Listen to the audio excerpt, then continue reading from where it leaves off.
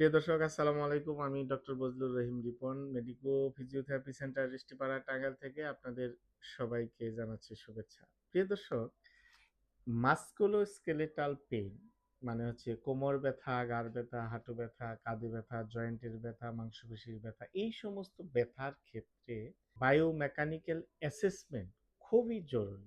কারণ হচ্ছে যে অনেক সময় দেখা যায় যে ব্যথা থাকে এক জায়গায়, সমস্যা থাকে বা ব্যথার রোট বা মূল কারণ থাকে আরেক জায়গায়।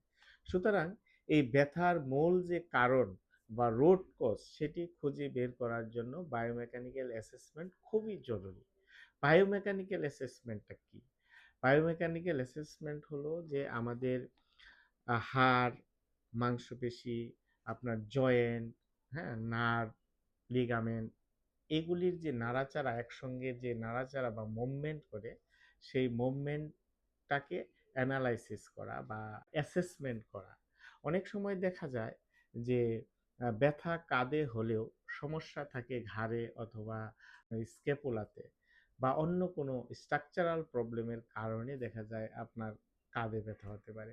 আবার কোনো কোনো সময় দেখা যায় ব্যথা হাঁটুতে হলেও সমস্যা থাকে হিপে অথবা পায়ের ওভার প্রোনেশন হয়েও হাঁটু ব্যথা হতে পারে। এরকম অনেক মাস্কুলোস্কেলেটাল পেইন আছে যে ব্যথার লোকেশন এক জায়গায়, তার স্ট্রাকচারাল প্রবলেম থাকে আরেক জায়গায়।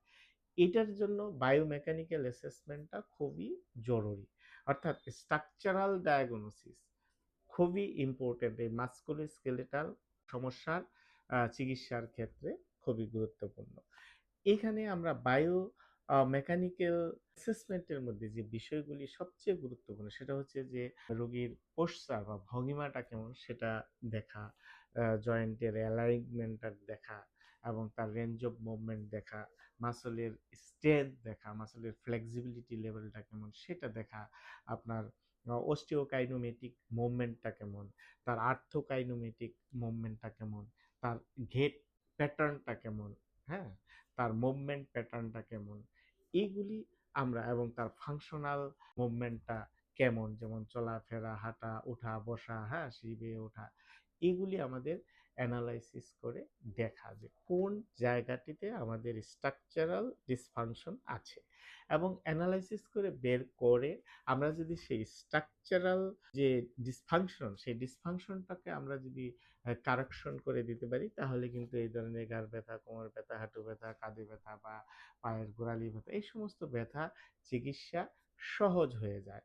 এবং ডিসফাংশনকে যদি আমরা কারেকশন না করি, তাহলে আমাদের ব্যথা কমলেও সেটা কিন্তু ব্যথার সোর্সটা থেকেই যায়। সুতরাং ব্যথা আবার পুনরাবৃত্তি হওয়ার চান্সটা অনেকাংশে থেকে যায়। সুতরাং প্রিয় দর্শক, আপনারা যারা বিভিন্ন ধরনের ব্যথায় ভোগেন, এই বিশেষ করে মাসল পেইন বা ঘাড় ব্যথা, হাঁটু ব্যথা, আপনার কোমর ব্যথা, হ্যাঁ, পায়ের গোড়ালি ব্যথা, কাঁধে ব্যথা, এই সমস্ত ব্যথায় যারা ভোগেন, তারা একজন বিশেষজ্ঞ ফিজিওথেরাপি চিকিৎসকের পরামর্শ নিয়ে যদি আপনারা চিকিৎসা নেন, তাহলে সেক্ষেত্রে আপনার ব্যথাটা দ্রুত সুস্থ হওয়ার সম্ভাবনা বেশি থাকে। কারণ একজন বিশেষজ্ঞ ফিজিওথেরাপি চিকিৎসক তিনি আপনার বায়োমেকানিক্যাল অ্যাসেসমেন্ট করে আপনার স্ট্রাকচারাল যে প্রবলেমটা আছে সেই স্ট্রাকচারাল প্রবলেমটা আইডেন্টিফাই করে তারপরে ম্যানেজমেন্ট প্ল্যান করে, অর্থাৎ থেরাপিউটিক প্ল্যান যেটাকে বলা হয়।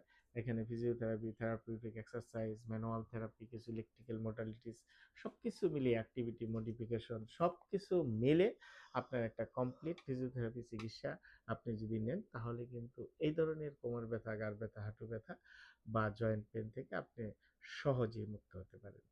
যদি আপনারা এই রকমের সমস্যায় ভুগে থাকেন, আমাদের পরামর্শ নিতে চাইলে আমাদের স্ক্রিনে দেওয়া নাম্বারে যোগাযোগ করতে পারেন। ধন্যবাদ। আসসালামু আলাইকুম।